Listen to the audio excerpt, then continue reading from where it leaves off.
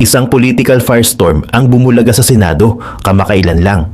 Sa gitna ng naglalagablab na kontrobersya, ang budget ng Office of the Vice President na pinamumunuan ni Vice President Sara Duterte. Ang lahat ng ito ay umikot sa isang numero, 902.8 million pesos. Ito ang halagang hinihiling na pondo ng OVP para sa buong taon ng 2026. Para sa pangalawang pinakamataas na opisina sa buong bansa, marami ang magsasabi na napakaliit nito. Halos barya lang kung ikukumpara sa trilyon-trilyong pambansang budget.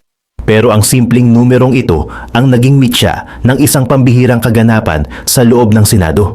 Sa pagsisimula ng hearing, ipinaliwanag mismo ni Vice President Inday Sara Duterte ang bigat ng kanilang tungkulin.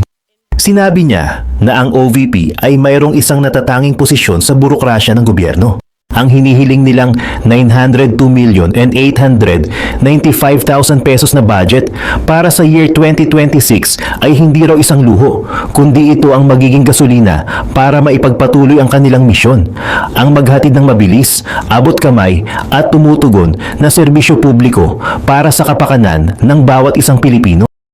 Malinaw at direkta ang kanyang mensahe. Ang misyon, serbisyo publiko. Ang sandata, 902.8 million pesos. At dito na mismo, nagsimulang umigting at uminit ang buong kwento. Ang mismong chairman ng komite, si Senator Win Gatchalian, ang unang bumanat.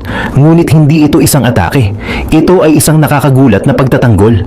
Sa kanyang pambungad na salita, tinawag niya ang budget ng OVP na isang bare basic budget. Sa Tagalog, ito ay isang budget na halos butot balat, isang budget na halos walang laman. Ayon mismo sa datos na kanyang inilatag, kung isasama ang lahat ng salik, ang inflation na patuloy na tumataas, ang mga nakaprogramang pagtaas ng sahod ng mga empleyado ng gobyerno, ang aktwal na itinaas lang ng budget ng OVP ay 1.3%, isang porsyento lamang.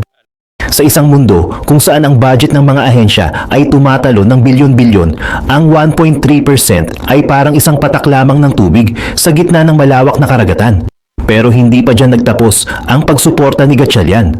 Tila isang abogado na naglalatag ng kanyang ebidensya. Isa-isa niyang inilatag ang mga programang pinapatakbo ng OVP na para sa kanya ay ginto ang halaga, mga programang direkta at ramdam ng taong bayan. Una sa kanyang listahan, ang Pagbabago Campaign Project.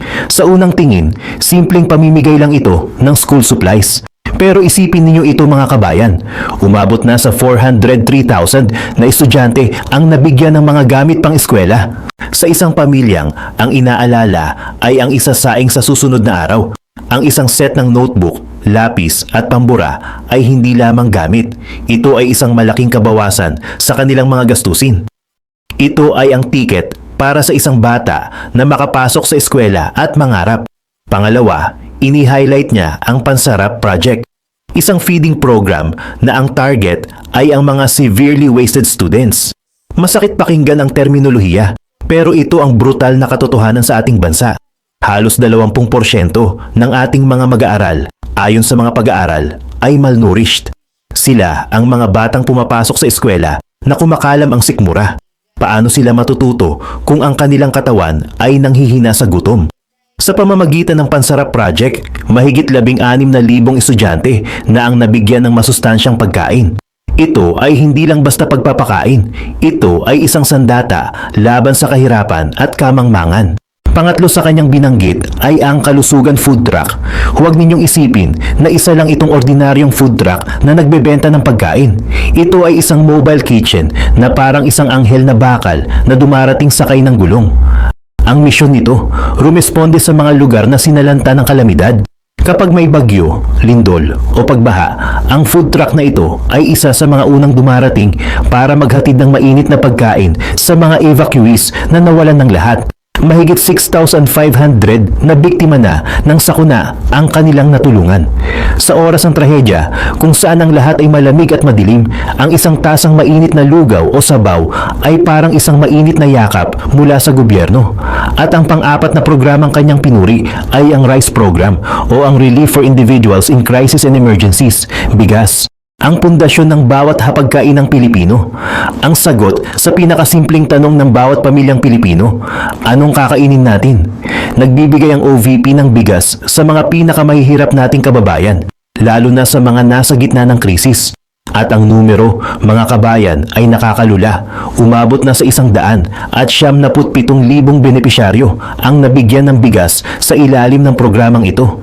Para kay Gatchalian, dahil si VP Sara ay isang dating kalihim ng Department of Education, alam na alam daw nito ang pulso, ang hinaing, at ang pinakamaliliit na pangangailangan ng mga estudyante at ng kanilang mga pamilya.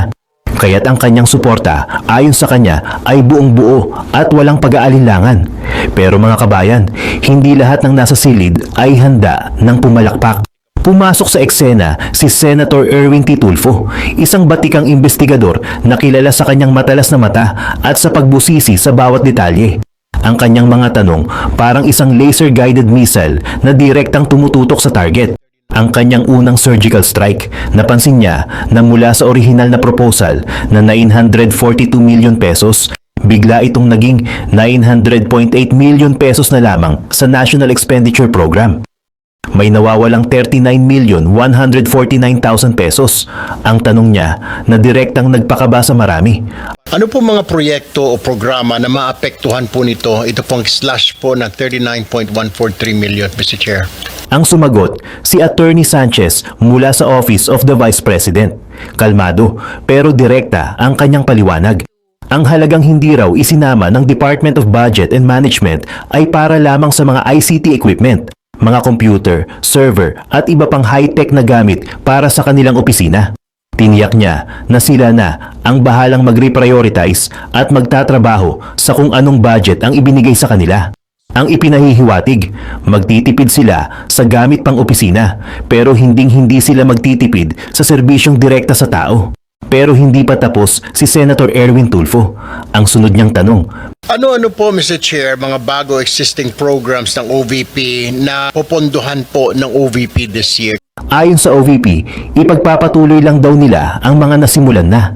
Ang anumang dagdag na pondo ay ilalaan sa isa sa pinakakritikal na serbisyo sa bansang tulad ng Pilipinas, ang Disaster Relief Operations.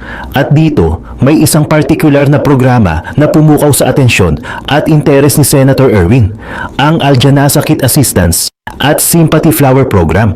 Nagtanong siya kung ito ba ay isang bagong programa. Ipinaliwanag ng OVP na ito ay bahagi ng kanilang burial assistance na espesyal na idinisenyo para sa mga kapatid nating Muslim. Imbes na pera, isang kumpletong kit para sa tradisyonal na paglilibing ayon sa kanilang kultura ang ibinibigay. Ito ay isang pagpapakita ng malalim na respeto sa kanilang pananampalataya. Kinilala ni Tulfo ang kahalagahan nito at ibinahagi pa na sa kanyang sariling opisina sa Zamboanga, halos araw-araw ay may mga humihiram ng sasakyan para lamang maihatid ang kanilang mga yumaong mahal sa buhay sa huling hantungan. At para sa kanyang huling hirit, nagtanong si Senator Erwin Tulfo ng isang napakahalagang katanungan na nagbigay daan sa mga susunod na kaganapan. Kung meron pong dapat i-prioritize ng komite na ito, ano po ang mga dapat dagdagan na pondo? Ang sagot ng OVP, mabilis at walang pag-aalinlangan, Disaster Relief Operations. Dahil ito raw ang pangalawang pinakamadalas hilingin na tulong sa kanilang opisina, kasunod lamang ng medical at burial assistance. At dito na mismo, mga kabayan, biglang nagbago ang ihip ng hangin sa loob ng kwarto. Mula sa isang teknikal at puno ng pag-uusisang pagtatanong, biglang pumasok ang isang malakas na bagyo ng suporta na hindi inaasahan ng marami. Ang unang nagpakawala ng kulog ay si Senator Amy Marcos. Ipinunto niya ang isang matagal ng tradisyon sa lehislatura, ang parliamentary courtesy. Ito ay isang unspoken rule, isang tradisyon ng paggalang. Kapag ang Office of the President at ang Office of the Vice President ang nakasalang, binibigyan sila ng respeto sa pamamagitan ng mabilis na pag-aproba sa kanilang budget. Pero ang kasunod na boses ang siyang tuluyang yumanig sa buong silid. Isang boses na nagmula pa sa Davao. Isang taong matagal nang nakasama at nakasaksi sa pamamalakad ng mga Duterte. Walang iba kundi si Senator Bongo. Sinimulan niya ang kanyang pahayag sa pag-asang ibibigay ang parliamentary courtesy. Bilang isang proud Davaoenyo, sinabi niyang personal niyang nasaksihan ang mga nagawa ng Vice-Presidente. Ang kanyang tiwala raw dito ay buong buo at sigurado siyang ang bawat sentimo ng pondo ng bayan ay magagamit sa tama. At dito, naglabas siya ng isang sikretong impormasyon, isang inside scoop na ikinagulat ng lahat. Sinabi niya na kung ang dating Pangulong Duterte ay strikto pagdating sa pondo ng gobyerno, mayroon pa raw mas strikto sa kanya. At ito raw ay si Vice President Sara. Isang revelasyon na nagpapakita kung gaano umano kahigpit ang pamamalakad ni Vice President Sara pagdating sa pera ng bayan. At hindi pa siya tapos. Naglabas ng resibo si Bongo, isang mapait na alaala mula sa budget deliberation ng nakaraang taon. Ipinakita niya sa lahat kung paano brutal na tinaga ng lower house ang budget ng OVP. Mula sa 2 bilyong pisong orihinal na hinihingi, ito ay kinahtay at ginawang 733 million pesos na lamang. Isang malaking sampal, anya, sa mga programang direktang tumutulong sa mga tao. Nakakalungkot daw isipin na hindi ito napagbigyan dahil marami pa sanang natulungan kung naaprubahan lamang ang budget. At pagkatapos ng emosyonal na pahayag na iyon, binitawan ni Bongo ang isang bombang nagpatigil sa loob ng hearing room. Sa harap ng lahat, sinabi niya, Kung pwede lang po, Mr. Chair, kung allowed po ito, bawasan po ang budget ko sa opisina sa Senado. Kahit konti, ilagay na lang po sa OVP. totoo ang narinig niyo mga kabayan. Isang senador na handang magsakripisyo ng sarili niyang pondo para lamang maidagdag sa budget ng Vice Presidente. Isang galaw na halos hindi kailanman nangyayari sa mundo ng politika. Ito ay isang deklarasyon ng absolute support at tiwala. Para sa kanya, ang Vice Presidente ay hindi lang isang spare tire na naghihintay lang. Inihalal daw ito para maging isang working Vice President. Isang makinang walang tigil na gumagana para sa taong bayan. Ang matinding pasabog na iyon ni Bongo ay sinundan pa ng isang mas malakas na pagsabog mula kay Senator Amy Marcos. Muli siyang tumayo at bumanat at ngayon may kasama ng matalim na pagkumpara. Sinabi niya na bilyon-bilyon ang naririnig nating pondo na napupunta sa mga proyektong tinawag niyang basura, partikular na ang mga flood control projects. Samantalang ang hinihingi ng OVP na wala pa raw sa 1 bilyon ay barya lang kung tutuusin. Kaya't dapat na raw itong ibigay at kung maaari, dagdagan pa. Napakabigat ng kanyang mga salita. Isang direktang pagtuligsa sa sistemikong korupsyon habang itinataguyod ang direktang tulong sa mamamayan. At sa puntong iyon, ginawa na niya ang huling galaw. Naghain siya ng isang formal na motion para aprubahan na ang budget at i-endorso na ito sa plenaryo. Ang motion ay parang isang spark na nagsimula ng isang wildfire. Agad itong sinigundahan ng iba pang mga senador. Sumali sa eksena si Senate Majority Leader Mig Zubiri na nagbiro pa.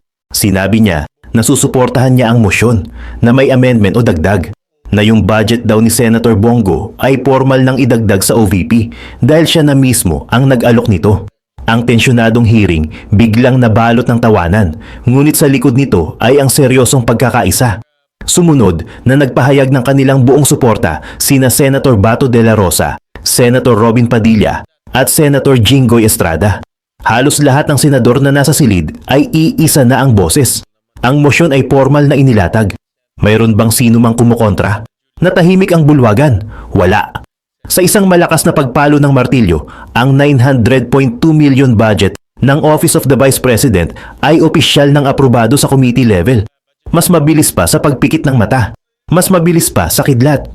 Ang isang proseso na karaniwang inaabot ng maraming oras ng debate ay natapos sa loob lamang ng ilang minuto. Isang napakalinaw na mensahe ang ipinadala ng Senado sa araw na iyon.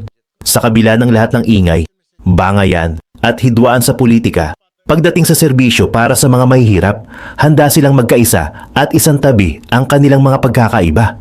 Ang makinarya ng serbisyo ni Vice President Sara Duterte, nabigyan ng sapat na gasolina para sa isa na namang taon. Ang tanong na lang na nakabitin ngayon, ang mabilis na pag-aproba bang ito ay purong simbolo ng tiwala sa Vice Presidente?